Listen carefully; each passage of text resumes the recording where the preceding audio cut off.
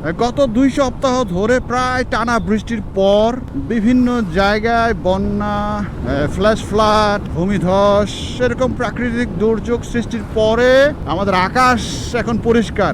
আজকে আকাশ ঝকঝকে, রোদও প্রচুর কিন্তু বাতাস আছে অনেক, যে কারণে বাইক রানিং অবস্থায় মানে খুব একটা গরম বুঝতেছি না, কিন্তু দাঁড়াইলে কিন্তু পিঠ পুড়ে যাচ্ছে আর কি এই অবস্থা। বাবু ঘুমায় গেছে। আজকের আকাশটা অনেকটা শরৎকালের আকাশের মতো মনে হচ্ছে, নীল রং পাশাপাশি সাদা মেঘ। বর্ষাকালে এই জিনিসটা আমার খুব ভালো লাগে, বৃষ্টি হওয়ার পরে আকাশগুলা যথেষ্ট পরিষ্কার হয়ে যায়, পাশাপাশি আমাদের যে প্রকৃতি সেটা সবুজ হয়ে ওঠে আবার।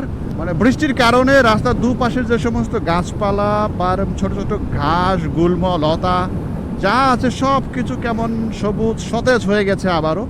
এই বর্ষাকাল বা তার পরবর্তী যে সময়টাতে, এই শরৎকাল তার শুরুর দিকে, মানে এই বৃষ্টির পরে বিশেষ করে যে আমাদের এই বাংলাদেশের যে ন্যাচারাল যে সিনারিওটা রয়েছে সেটা টোটালি চেঞ্জ হয়ে যায় এবং অন্য ধরনের একটা সৌন্দর্য নিয়ে আসে।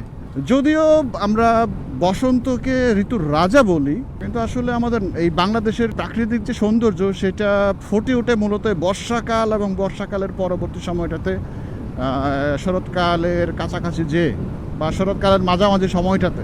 সেই হিসেবে এই বর্ষাকালকে আমরা আমাদের ঋতুর রানী বলতে পারি। তবে এই প্রাকৃতিক সৌন্দর্য আপনাকে উপভোগ করতে হলে অবশ্যই গ্রামের সাইডে আসতে হবে আপনাকে, যেখানে সবুজ নদী, যেখানে সবুজ গাছপালা, নদী নালা, তারপরে এই যে বিশাল আকাশ দেখা যায় এবং আকাশের বুকে উড়ে বেড়ানো সেই সাদা সাদা মেঘ দেখা যায়। এইগুলাতে না আসলে ভাই আপনি এই ঋতুর সৌন্দর্য বুঝবেন না। বা আমাদের ছেলে মেয়েরা যারা শহরে বড় হয়, গ্রামে আসে না, আসার সুযোগ হয় না, শুধুমাত্র যারা পাঠ্যপুস্তক পড়ে আমাদের বাংলাদেশের সৌন্দর্য বিচার করেন, তারা কিন্তু এই স্বাদটা পাবেন না বা পায় না সাধারণত। আমার মাথার উপরে যে গনগনের রোদ সেটা বোঝার জন্য আকাশে তাকানো দরকার নাই। আপনি আপনারা যদি নিচের দিকে তাকান যে আমার ছায়াটা, তাহলেই বুঝতে পারবেন যে আসলে কতটুক আজকের রোদের তাপ বা রোদের প্রখরতা কতটুক। এমনিতেও ক্যামেরায় আমার সামনের যে ভিউটা, বিশেষ করে আকাশের যে ভিউটা কেমন আসতেছে জানি না, কারণ ক্যামেরা অ্যাঙ্গেলটা অনেকটাই একটু লো করে দেওয়া।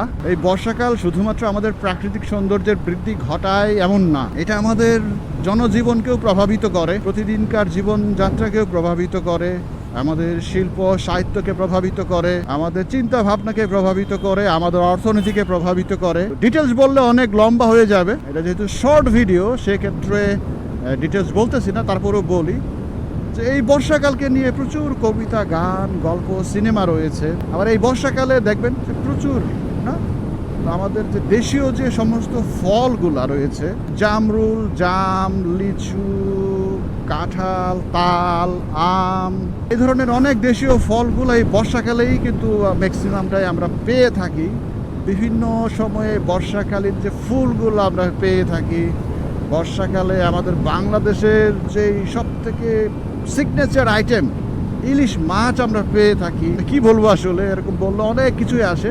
দেখেন এই যে আকাশটা কত সুন্দর লাগতেছে না, পরিবেশটা দেখলে মানে এত ভালো লাগে যেটা আসলে ভাষায় প্রকাশ করার মতো না।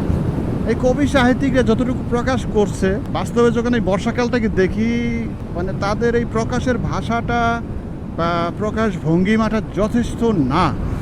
আমার কাছে মনে হয় যদি আপনার মন খারাপ থাকে বা আমাদের মন খারাপ থাকে, আমরা যদি মানে এই সময়গুলোতে প্রকৃতির কাছে একটু যেতে পারি, প্রকৃতির কাছাকাছি থাকতে পারি, মন খারাপ মনটা আমি একেবারে 100% শিওর যে আপনার খারাপ মন ভালো হয়ে যাবে।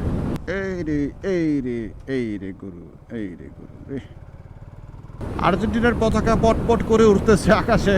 সো ফ্রেন্ডস, আমি আর কথা বাড়াবো না, আমার এই শর্ট ভিডিও এখানে শেষ করতে চাচ্ছি।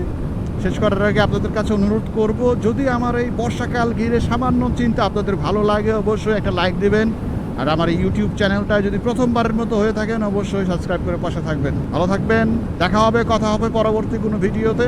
সে পর্যন্ত সুস্থ থাকবেন, টাটা।